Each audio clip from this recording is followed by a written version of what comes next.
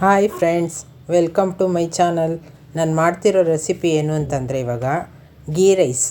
ಇದು ಗೀ ರೈಸ್ ಮತ್ತು ಅದ್ರ ಜೊತೆಗೆ ಸೈಡ್ ಡಿಶ್ಶು ಕಾಬೂಲ್ ಕಡಲೆ ಕರಿ. ಇದು ನೋಡಿ ರೆಡಿಯಾಗಿರೋ ತೋರಿಸ್ತಾ ಇದ್ದೀನಿ. ಇವಾಗ ಅದಕ್ಕೆ ಬೇಕಾಗಿರೋ ಪದಾರ್ಥಗಳೆಲ್ಲ ತೋರಿಸ್ತೀನಿ, ಬನ್ನಿ. ಹೇಗೆ ಮಾಡೋದು ಅಂತ ನೋಡೋಣ, ಮಾಡೇ ಬಿಡೋಣ ಬನ್ನಿ ಫ್ರೆಂಡ್ಸ್. ನೋಡಿ, ಇದು ರೆಡಿಯಾಗಿರೋದು. ಇವಾಗ ಅದಕ್ಕೆ ಬೇಕಾಗಿರೋ ಪದಾರ್ಥಗಳೆಲ್ಲ ಇಲ್ಲಿ ಇಟ್ಟಿದ್ದೀನಿ ನೋಡಿ. ಇದು ಗೀ ರೈಸಿಗೆ ಬೇಕಾಗಿರೋ ಪದಾರ್ಥಗಳೆಲ್ಲ ತೋರಿಸಿದ್ದೀನಿ. ಇವಾಗ ಮಸಾಲೆಗೆ ಬೇಕಾಗಿರೋದು ರೆಡಿ ಮಾಡ್ಕೊಳ್ಳೋಣ ಬನ್ನಿ ಫ್ರೆಂಡ್ಸ್. ಇವಾಗ ಒಂದು 2 ಇಂಚು ಶುಂಠಿ ಹಾಕ್ತಾಯಿದ್ದೀನಿ, ಒಂದು 8-10 ಹೆಸರು ಬೆಳ್ಳುಳ್ಳಿ. ಅದಾದ ನಂತರ ಒಂದು 4ರಿಂದ 5 ಒಂದು ಹಸಿಮೆಣ್ಸಿನ್ಕಾಯಿ ಹಾಕ್ತಾಯಿದ್ದೀನಿ. ಹಸಿಮೆಣ್ಸಿನ್ಕಾಯಿ ಆದಮೇಲೆ ಇದು ಗ್ರೈಂಡ್ ಮಾಡ್ಕೋಬೇಕು. ಜಾರ್ಗೆ ಹಾಕಿದ್ದೀನಿ, ಇವಾಗ ಗ್ರೈಂಡ್ ಮಾಡ್ತಾಯಿದ್ದೀನಿ. ಇದು ಗ್ರೈಂಡ್ ಆದಮೇಲೆ ನೋಡಿ ಫ್ರೆಂಡ್ಸ್, ಈ ಥರ ಪೇಸ್ಟ್ ಆಗುತ್ತೆ, ತರ್ತರಿಯಾಗಿ ಪೇಸ್ಟು. ಇದು ಮೊದಲಿಗೆ ಕುಕ್ಕರ್ ತೊಗೊಂಡು ಸ್ಟವ್ ಆನ್ ಮಾಡಿಕೊಂಡು ಕುಕ್ಕರ್ ಇಟ್ಕೊತಾ ಇದ್ದೀನಿ. ಕುಕ್ಕರು ಒಂದು ಸ್ವಲ್ಪ ಬಿಸಿ ಆದಮೇಲೆ ಒಂದು 50 ml ತುಪ್ಪ ಹಾಕ್ತಾಯಿದ್ದೀನಿ. ತುಪ್ಪ ಸ್ವಲ್ಪ ಬಿಸಿ ಆದಮೇಲೆ 1 ಟೇಬಲ್ ಸ್ಪೂನ್ ಜೀರಿಗೆ ಸೇರಿಸ್ತಾ ಇದ್ದೀನಿ. 1 ಟೇಬಲ್ ಸ್ಪೂನ್ ಜೀರಿಗೆ ಆದಮೇಲೆ ಇದು ನೋಡಿ, ಇವಾಗ ಚಕ್ಕೆ, ಲವಂಗ, ಏಲಕ್ಕಿ 3 ಒಟ್ಟಿಗೆ ಸೇರಿಸ್ತಾ ಇದ್ದೀನಿ. ಅದಾದ ನಂತರ ನೋಡಿ, ಇವಾಗ ಚಕ್ಕೆ, ಲವಂಗ, ಏಲಕ್ಕಿ ಆದಮೇಲೆ ಇವಾಗ ಗೋಡಂಬಿ ಸೇರಿಸ್ತಾ ಇದ್ದೀನಿ. ಗೋಡಂಬಿ ಆದಮೇಲೆ ಒಂದು ಸ್ವಲ್ಪ ಮೀಡಿಯಮ್ ಫ್ಲೇಮಲ್ಲಿ ಚೆನ್ನಾಗಿ ಕೈ ಆಡಿಸ್ತಾ ಇರಬೇಕು. ಮೀಡಿಯಮ್ ಫ್ಲೇಮಲ್ಲಿ ಕೈ ಆಡಿಸ್ತಾ ಇದ್ದರೆ ಗೋಲ್ಡನ್ ಬ್ರೌನ್, ಲೈಟಾಗಿ ಗೋಲ್ಡನ್ ಬ್ರೌನ್ ಬರುತ್ತೆ. ನಾವು ಆವಾಗಲೇ ಮಸಾಲ ಪೇಸ್ಟ್ ರೆಡಿ ಮಾಡ್ಕೊಂಡಿದ್ವಲ್ಲ ಫ್ರೆಂಡ್ಸ್, ಹಸಿಮೆಣ್ಸಿನ್ಕಾಯಿ, ಬೆಳ್ಳುಳ್ಳಿ, ಶುಂಠಿ, ಅದನ್ನು ಇವಾಗ ಸೇರಿಸ್ತಾ ಇದ್ದೀನಿ, ಆ ಪೇಸ್ಟನ್ನ. ಅದು ಸೇರಿಸಿದ್ಮೇಲೆ ಮೀಡಿಯಮ್ ಫ್ಲೇಮಲ್ಲೇ ಅದು ಇರಬೇಕು. ತುಂಬ ಹೈ ಫ್ಲೇಮ್ ಇಟ್ಟರೆ ಕಪ್ಪಗಾಗ್ಬಿಡುತ್ತೆ. ಅದು ಸ್ವಲ್ಪ ಫ್ರೈ ಆದಮೇಲೆ ಜಾರ್ಗೆ ಸ್ವಲ್ಪ ನೀರು ಸೇರಿಸಿ ಮತ್ತು ನೀರು ಅದಕ್ಕೆ ಸೇರಿಸ್ತಾ ಇದ್ದೀನಿ. ಇವಾಗ ನಾನು ಅದೆಲ್ಲ ನೀರು ಸೇರಿಸಿದ್ಮೇಲೆ 3ರಿಂದ 3.5 ಲೋಟ ನೀರು ಹಾಕ್ತಾಯಿದ್ದೀನಿ. ಇದು 2 ಲೋಟ ಅಕ್ಕಿ ತೊಗೊಂಡಿದ್ದೀನಿ. ನಾನು ಬಾಸ್ಮತಿ ರೈಸ್ ತೊಗೊಂಡಿದ್ದೀನಿ ಫ್ರೆಂಡ್ಸ್. ನೀವು ಮನೇಲಿ ರೆಗ್ಯುಲರಾಗಿ ಯಾವುದು ಯೂಸ್ ಮಾಡ್ತೀರಾ ಅದೇ ರೈಸ್ ಕೂಡ ಹಾಕ್ಕೊಂಡ್ರು ತುಂಬ ಚೆನ್ನಾಗಿ ಬರುತ್ತೆ. 3ರಿಂದ 3.5 ಲೋಟ ನೀರು ಹಾಕಿದ್ರೆ ಅದು ಉದ್ರುದ್ರಾಗಿ ಚೆನ್ನಾಗಾಗುತ್ತೆ. ನಾನು ಅಕ್ಕಿ 2 ಲೋಟ ತೊಗೊಂಡಿದ್ದೀನಿ. ಅದನ್ನು ಒಂದು ಅರ್ಧ ಗಂಟೆ ನೆನೆಸ್ಕೊತೀನಿ. ಇದು ನೋಡಿ, ಇವಾಗ ರುಚಿಗೆ ತಕ್ಕಷ್ಟು ಉಪ್ಪು ಸೇರಿಸ್ತಾ ಇದ್ದೀನಿ. ರುಚಿಗೆ ತಕ್ಕಷ್ಟು ಉಪ್ಪು ಸೇರಿಸ್ಕೋಬೇಕು. ಉಪ್ಪು ಸೇರಿಸ್ಕೊಂಡು ಅದು ಚೆನ್ನಾಗಿ ಕುದಿ ಬರಬೇಕು. ಕುದಿ ಬಂದಮೇಲೆ ನಾನು ಒಂದು ಅರ್ಧ ಗಂಟೆ ಚೆನ್ನಾಗಿ ತೊಳೆದು ಅಕ್ಕಿ ನೆನೆಸಿಟ್ಕೊಂಡಿದ್ದೀನಿ.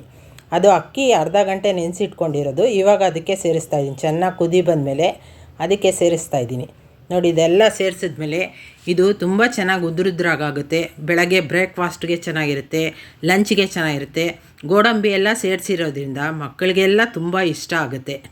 ಲಂಚ್ ಬಾಕ್ಸ್ಗೆಲ್ಲ ತುಂಬ ರುಚಿಯಾಗಿರುತ್ತೆ. ತುಂಬ ಈಸಿ ಇದು ರೆಸಿಪಿ. ನೀವು ನೋಡಿ, ಮಾಡಿ ಟ್ರೈ ಮಾಡಿ. ಗೀ ರೈಸು ಟ್ರೈ ಮಾಡಿ ನೋಡಿ, ಕಮೆಂಟ್ ಮಾಡಿ. ಇದೇ ಥರ ರೆಸಿಪಿಗಳು ನಾನು ಮುಂದಕ್ಕೆ ಹಾಕ್ತಾಯಿರ್ತೀನಿ ನೋಡಿ. ಇದು ತುಂಬ ಈಸಿ. ಇವಾಗ ಲಿಡ್ಡು ನಾನು ಕ್ಲೋಸ್ ಮಾಡ್ತಾಯಿದ್ದೀನಿ. ಲಿಡ್ಡು ಕ್ಲೋಸ್ ಆದಮೇಲೆ ನೀವು ನೋಡಿ, ಇದು ಇವಾಗ ಕುಕ್ಕರು ಲಿಡ್ಡು ಕ್ಲೋಸ್ ಮಾಡಿ ವೆಯ್ಟ್ ಇಡ್ತಾಯಿದ್ದೀನಿ. ಇದು 3 ವಿಷಲ್ ಬಂದರೆ ಸಾಕು. ಅಷ್ಟರೊಳಗೆ ನಾವು ಕಾಬೂಲ್ ಕಡಲೆ ಕರಿಗೆ ರೆಡಿ ಮಾಡ್ಕೊಳ್ಳೋಣ. ಅದಕ್ಕೆ ಬೇಕಾಗಿರೋ ಮಸಾಲೆ ಎಲ್ಲ ಹಾಕ್ತಾಯಿದ್ದೀನಿ ನೋಡಿ. ಇವಾಗ ಜಾರಿಗೆ 1 ಈರುಳ್ಳಿ ಸೇರಿಸ್ತಾ ಇದ್ದೀನಿ. 1 ಈರುಳ್ಳಿ ಆದಮೇಲೆ ಒಂದು 3ರಿಂದ 4 ಹಸಿಮೆಣ್ಸಿನ್ಕಾಯಿ ಖಾರಕ್ಕೆ. ನೀವು ಖಾರ ಎಷ್ಟು ಬೇಕಾದರೂ ಸೇರಿಸ್ಕೊಳ್ಳಿ, ನಾನು ಸ್ವಲ್ಪ ಕಡಿಮೆನೇ ಹಾಕ್ತಾಯಿದ್ದೀನಿ. ಮತ್ತು ಇದು ಶುಂಠಿ, ಬೆಳ್ಳುಳ್ಳಿ ಮತ್ತು ಇದು ಚಕ್ಕೆ, ಲವಂಗ ಹಾಕ್ತಾಯಿದ್ದೀನಿ. ಮತ್ತು ಇದು ಗಸಗಸೆ, ದ್ರಾಕ್ಷಿ ಮತ್ತು ಗೋಡಂಬಿ ಇದೆಲ್ಲ ಸೇರಿಸಿದ್ಮೇಲೆ ಮತ್ತೆ ಒಂದು ಟೊಮೆಟೊ ಸೇರಿಸ್ತೀನಿ ನೋಡಿ. ಇವಾಗ ಟೊಮೆಟೊ ಸಣ್ಣದಾಗಿ ಹೆಚ್ಕೊಂಡಿದ್ದೀನಿ, ಅದನ್ನು ಮತ್ತೆ ಸೇರಿಸ್ತಾ ಇದ್ದೀನಿ ಜಾರ್ಗೆ. ಅದೆಲ್ಲ ಆದಮೇಲೆ ನೀರೇನು ಅವಶ್ಯಕತೆ ಇಲ್ಲ.